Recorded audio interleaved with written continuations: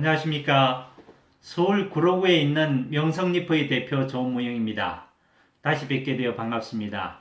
지난번에는 네일리퍼 수리와 관련하여 네일리스트 여러분들께서 궁금해하시는 주요 질문들에 대해서 답변을 해드렸고요.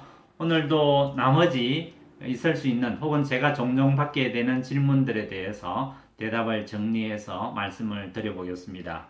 첫 번째, 니프를 떨어뜨려서 날이 굽었거나 부러진 경우에 수리가 가능한지 물어봅니다. 물론입니다.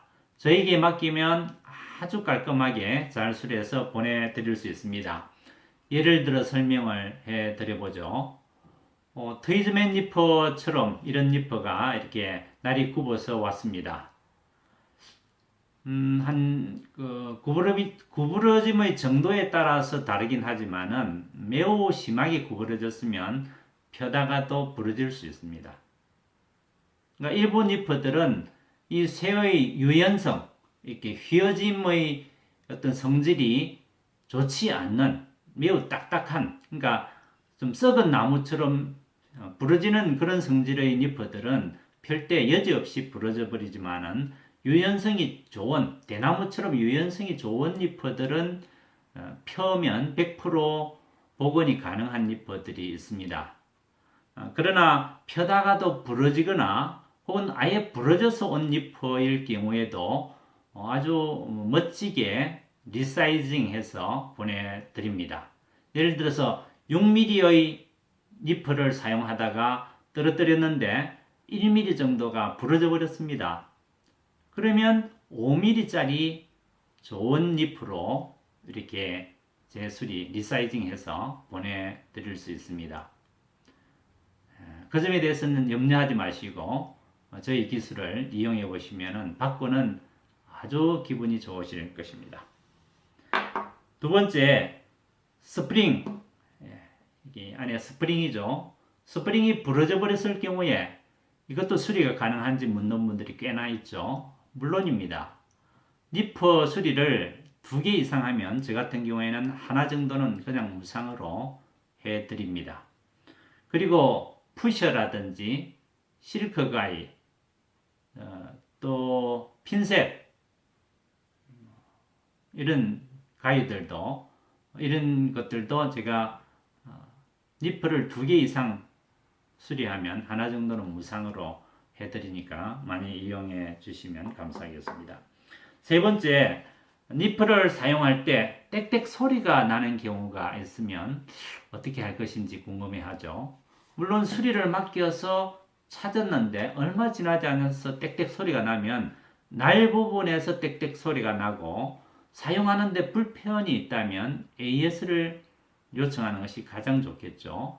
그러나 땡땡 소리는 나긴 나는데 케어를 하는데 큐티클을 잘라내는 데는 아무런 이상이 없으면 쓰셔도 무방하겠습니다. 혹은 그렇게 소리가 나는 것이 날 부분이 아닌 이 스프링이 이렇게 채워져 있는 부분에서 소리가 난다면 개인적으로 약간 그 부분을 더 구부리거나 펴거나 해서 요령껏 그 소리를 완화시키거나 없앨 수도 있을 것입니다. 이제 세 번째, 수리 후에 날 부분이 검거나 누렇게 되어 왔을 경우는 어떻게 할 것인가 하는 것입니다. 이 검거나 누렇게 되는 것은 수작업을 할 때는 아예 생기지 않습니다. 혹은 저와 같이 그라인더를 사용하긴 하지만은 속도가 매우 높지 않는 그라인더를 사용하는 경우에는 그렇게 타는 경우가 거의 없습니다. 이렇게 검거나 누렇게 타버린 경우는 대부분 니퍼의 날 안쪽과 바깥쪽 전체를 다 기계에 그라인딩해서 수리하는 업체에서 그렇게 결과를 빚어버리고 마는 것입니다. 그러니까 주로 이제 그 시스템 자체가 기계 자체가 모터가 아주 고속으로 돌아가는 모터이면은 그라인더도 역시 고속으로 돌아가 버리죠. 그러니까 열이 자주 발생할 수 있고요. 혹은 이렇게 일이 바쁘다 보면은 이렇게 급한 마음에 좀 압착을 세게 하여서 그라인더에 압착을 세게 하여서 갈아버리면은 이 니퍼가 타버리는 것이죠. 고열에 타버리는 것입니다. 그러면 니퍼의 날 성질이 매우 약화되어 버립니다. 이 트위즈맨 같은 경우에는 날의 강도가 35 정도 됩니다. 이렇게 트위즈맨을 사용해 보신 분들은 알죠. 아주 절상력이 좋습니다. 잘 수리되었을 때. 그런데 검게 타버렸으면은 강도가 뚝 떨어져 버립니다. 30으로 떨어진다든지 혹은 그 이하로 떨어져 버립니다. 그러면은 그게 복원이 안 됩니다. 다시 쇠가 더 강도를 높은 강도로 복원이 안 되기 때문에 그만큼의 보이지 않는 손실을 입었다라는 것이죠. 그래서 절상력 자체가 약간 느낌이 있을 정도로 떨어져 버립니다. 그럴 경우에는 클레임을 걸기는 좀 그렇죠. 그렇다고 그걸 컴플레인을 걸 수도 없고요. 그럴 경우에는 다음에 수리할 때는 그 업체에 맡기지 않는 것이 지혜로운 방법일 것입니다. 그 다음에 네 번째, 수리되어 돌아온 니프가 날이 매우 얇아져서 왔을 때 어떻게 할 것입니까? 수리가 되어 왔는데 니프 날 안이 움푹 파여버렸습니다. 자세히 보니까 움푹 파여버렸어요. 혹은 니프의 바깥쪽 면이 예전에는 약간 곡면으로 져서 니프가 수리되어 있었는데 이번에는 이렇게 단면으로 되어버렸어요. 그러니까 안쪽은 곡면으로 갈리고 바깥쪽은 단면으로 갈려버리면 자연히 니프 날이 이렇게 되어버립니다. 이렇게 돼야 되는 게 이렇게 돼야 되는 게 정상인데 이렇게 되어버리는 거죠. 그러니까 이 부분이 날 끝 부분이 매우 얇아져 버립니다. 그렇게 큰 데미지를 입혔을 때는 클레임을 거는 게 옳겠죠. 재산상의 손실을 입혔다라는 것입니다. 그러니까 이렇게 교환을 해달라, 새 것으로 교환을 해달라라든지 이렇게 변상을 요구하는 것이 필요로 하겠습니다. 왜 제가 이 말씀을 드리느냐 하면요, 실제 저에게 수리 들어오는 니프들 가운데 그렇게 어처구니 없이 니프를 수리한 이전 수리한 업체에서 그렇게 수리가 들어오는 경우가 있습니다. 의외로 많습니다. 그건 무엇을 의미하느냐 하면 저에게 니프 수리를 맡기면 트위즈맨 같은 경우에는 2분의 1자 7mm의 정도 날을 가진 것은 20번까지 수리가 가능한데요. 그렇게 움푹 파이게 수리하는 사람에게 맡겨버리면 5번, 6번, 7번 정도면 니프를 버려야 됩니다. 5번, 6번, 7번 정도 수리하면 버려야 된다는 것이죠. 제가 20번 수리할 수 있는 것을 그렇게 버려버린다는 얘기입니다.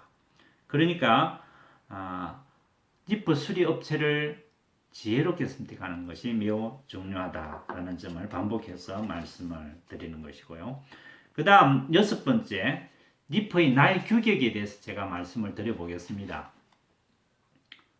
물론 베테랑 네일리스트들은 날 규격에 대해서 지금 뭐 상관할 바가 아니죠.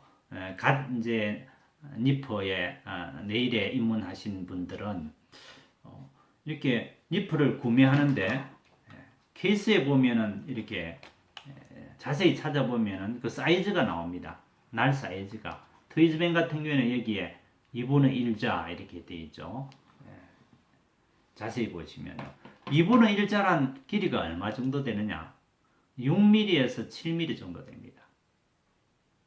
6mm에서 7mm 정도. 4분의 1자는 얼마냐? 5mm 이하입니다. 4mm에서 5mm. 풀자는 이제 1cm, 10mm, 날이 길죠. 풀자 같은 경우에는 거의 사용을 안 합니다. 베트남산 니퍼를 구매하시면 좀 달리 표기가 되어 있습니다. 엔지아 니퍼 같은 경우에 14자가 가장 인기가 있죠. 엔지아 14자. 약 6mm 정도 됩니다. 그러면 16자는 얼마냐? 그보다 1mm 정도 긴 7mm 정도 됩니다. 12자 니퍼도 있는데 5mm 정도 됩니다. 이렇게 해서 날 길이를 제가 참고로 말씀드려봤고요. 오늘 드리고자 하는 말씀의 마지막 부분은 국내에서 니프 수리하는 방식이 어떤 방식들이 있는가 말씀드려 보겠습니다. 이것을 말씀드리는 이유는 제가 종종 받는 전화 가운데 대표적인 질문 중에 하나가 사장님은 수작업으로 니프를 수리하시느냐고 이렇게 묻거든요. 수작업으로 니프를 수리하느냐고. 자, 우선 세 가지 수리 방식을 제가 말씀드려 보겠습니다. 하나는 100%다 손으로 줄을 잡아서 날의 안과 밖을 다 줄질을 하고 니프 수리를 마무리 짓는 것이 100% 수작업입니다. 또 한 가지는 100% 기계에 의존하는 것입니다.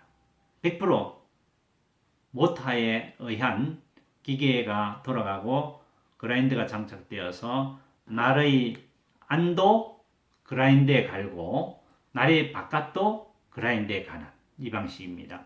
이 방식은 매우 빠르게 수리할 수 있고 반면에 아까 말씀드린 것처럼 열을 받는다든지 순식간에 갈아버린다든지 매우 얇아져 버린다든지 이런 데미지를 크게 입힐 수 있는 수리 방식입니다. 그러니까 기계에 가느냐 수작업으로 하느냐 묻는 이유가 거기에 있는 것이죠. 니프를 수리를 맡겼는데 기계 작업으로 하는지 물어보지 않았기 때문에 수리를 맡겼는데 돌아온 것은 7mm 니프를 수리를 맡겼는데 5mm가 되어 돌아왔습니다. 쉬운 말로 그냥 니프를 빼려버린 것이죠. 그러니까 이게 당연히 니프 수리하는데 전화를 하겠죠. 아니 지난번에 니프가 7mm였는데 왜 이렇게 5mm로 날이 짧게 되어 돌아왔느냐고 이렇게 할 수가 있는 것이죠. 그런 경험을 하신 분들이 많습니다. 그래서 니프를 수작업으로 하느냐 묻게 됩니다. 그러니까 데미지를 적게 입히는 수리 방식이 당연히 수작업입니다. 그러면 또 하나의 수리 방식은 무엇일까요? 또 하나는 역시 기계를 사용은 하는데 날 안쪽 부분만 기계에다 살짝 그라인딩 합니다. 그리고 날의 바깥 부분이나 날을 마무리하는 그 공정은 전체 다 줄을 가지고 합니다. 이건 좀 어떨까요? 데미지가 많이 입혀질까요? 그렇지 않습니다. 제가 바로 이 중간 방식으로 수리를 하는데요. 장점이 무엇일까요? 수작업보다 절삭력이 훨씬 좋다라는 것입니다. 그리고 이 방식은 사실상 니프를 제조할 때의 생산 방식에 매우 가깝습니다. 제조를 할 때 날 안도 기계에다 대고 바깥도 물론 그라인딩을 하는데 그 기술자들은 그라인딩을 할 때 이렇게 공면을 지우면서 그라인더질을 해요. 근데 기계에만 수리 작업을 하면서 바깥 수리를 하는 사람은 공면으로 만들지 못합니다. 시간이 오래 걸리기 때문에 그냥 단면으로 쭉쭉 밀어버리기 때문에 날 안도 움푹 파이고 바깥도 단면으로 갈려버리면 날 두께가 순식간에 얇아져 버린다라는 것이죠.